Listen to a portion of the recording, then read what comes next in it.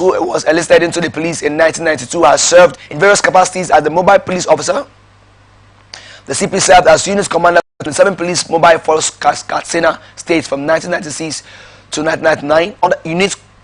Unit commander 29 PMF Oka, Anambra State from 1999 to 2002, and unit commander 11 PMF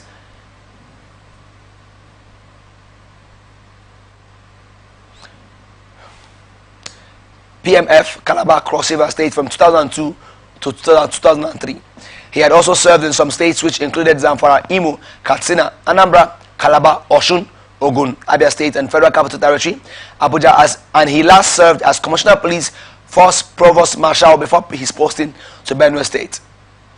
The new CP is said to have represented Nigeria in different foreign missions, where he served as commanding officer and was also a contingent commander in the Nigerian police contingent to the United Nations mission in Sudan, OPS officer at the Joint Operation Center in Khartoum, Sudan, and deputy secretary advisor at Eastern Equatorial State, South Sudan in 2012. The Commissioner of Police, the Benue State Command CP Emenari, pledges to strengthen community policing and partnerships, enhance security measures to protect lives and properties, and use available resources to combat insecurity in the state. Sultan of Sokoto and President General of the Nigerian Supreme Council for Islamic Affairs, His Eminence Muhammad Saeed Abubakar, has declared Tuesday, April 29, 2025 as the first day of Zulqa'dah 1446 AH. A statement issued on Monday by the Wazirin Sokoto and chairman of the Advisory Committee on Religious Affairs, Sultanate Council, Sokoto, Professor Sambo Wali Junaidu, said the declaration followed the absence of any positive report from the National Moon Sighting Committee and the Sultanate Council's Advisory Committee on Religious Affairs regarding the sighting of the new crescent on Sunday, April 27, 2025. The statement also said the Sultan extended his best wishes to the Muslim Ummah and urged them to continue to pray for peace, unity, and prosperity in the country. Kano State House of Assembly has initiated moves to establish a new law that would empower the state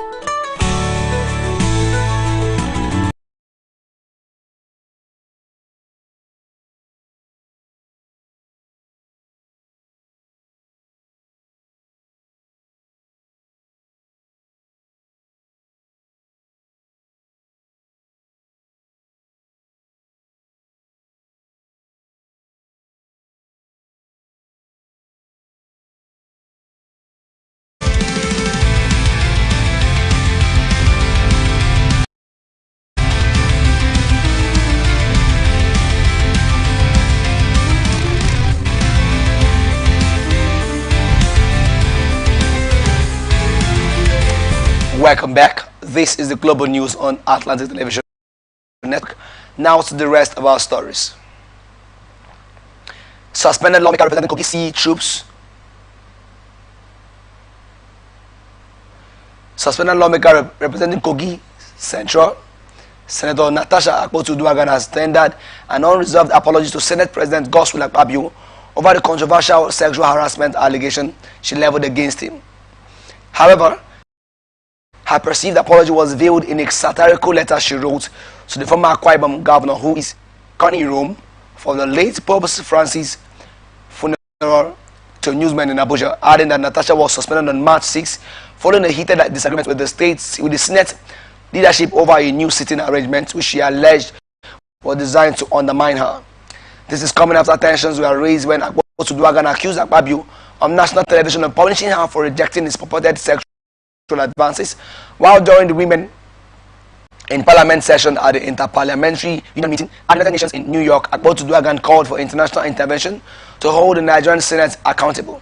She also criticized the severe measures imposed on her, including the withdrawal of security, salary cuts, and a 6-month suspension from the National Assembly, while following a series of legal fireworks between both parties. The court barred the duo from talking to the press and commenting on the issue under the legal outcome of the case.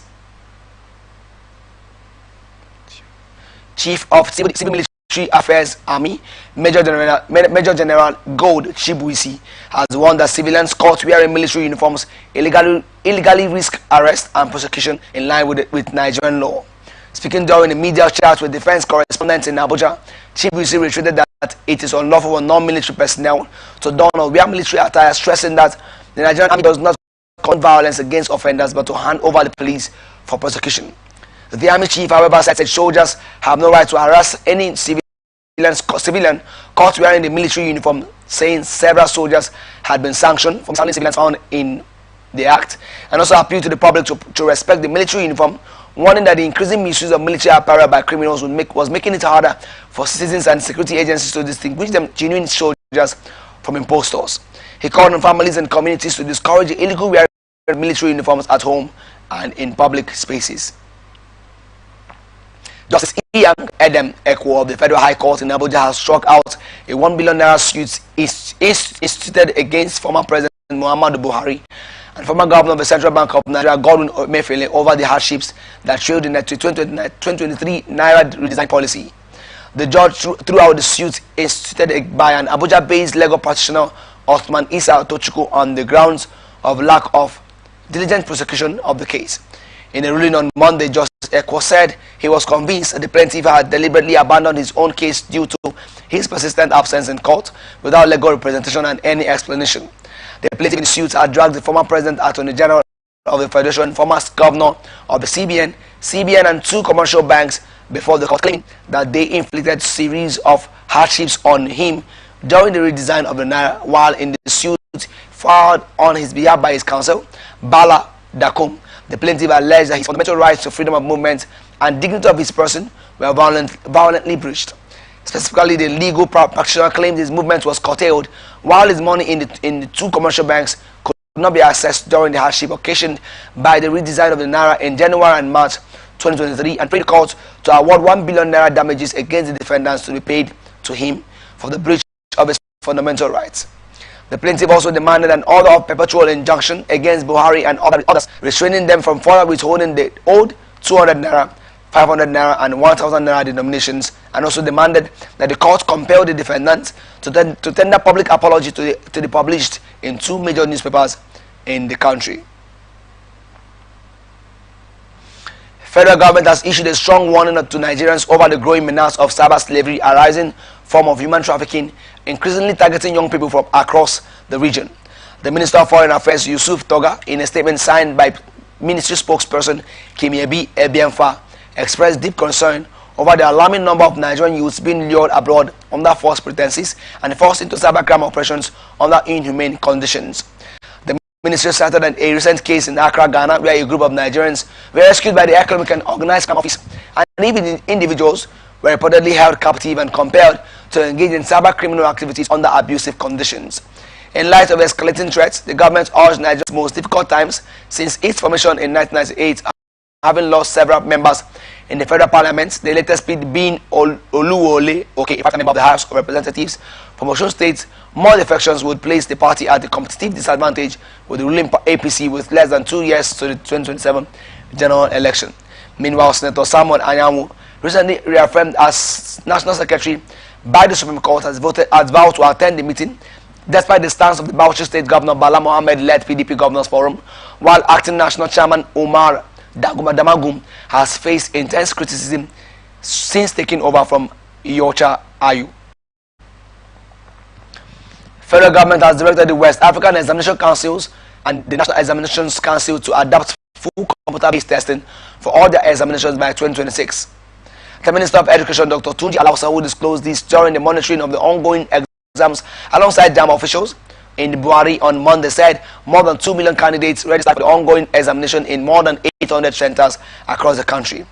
Alausa revealed that both the WAEC and NECO will start administering their objective papers via CBT effective this November, and the full adoption of CBT for the essay and objective components would commence by May or June 2026. He also said a committee is currently reviewing examination standards nationwide with recommendations expected next month. Earlier, the JAMB registrar, Professor Ishak Oloyede, while speaking on the early schedule of the exams, clarified that the board's UTME exams had always begun at 8 a.m., adding that candidates were only expected to be on the ground by 6:30 a.m. to enable them to get accredited before the exams, and dismissed complaints about early arrival times, noting that it was necessary to screen candidates before exams began. Oloyede has also debunked claims of candidates being posted to centers they did not choose, stating that investigations showed no such cases had happened, and revealed that more than 40 candidates had been arrested for malpractice, including impersonation and attempting to smuggle out exam questions with hidden cameras, while on the registered candidates, more than 41,000 were underage. Joint Admissions and Matriculation Board has responded to criticisms by a former presidential candidate of the Labour Party, Peter Obi, over the early time for its unified tertiary matriculation examination.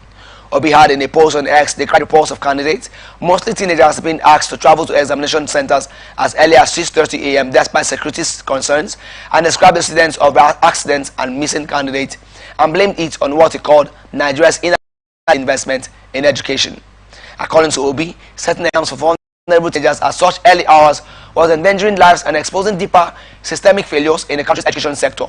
adding that the early arrival was necessary to bring. Governor of the Central Bank of Nigeria, Olayemi Cardoso, says the focus of the Apex Bank is to bring down the country's inflation to single digits in the medium term.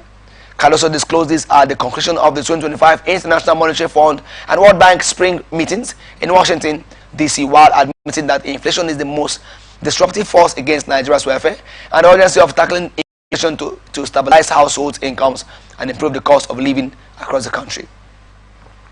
Nigeria's delegation, led by Minister of Finance Wale Edun Cardoso, in December 2024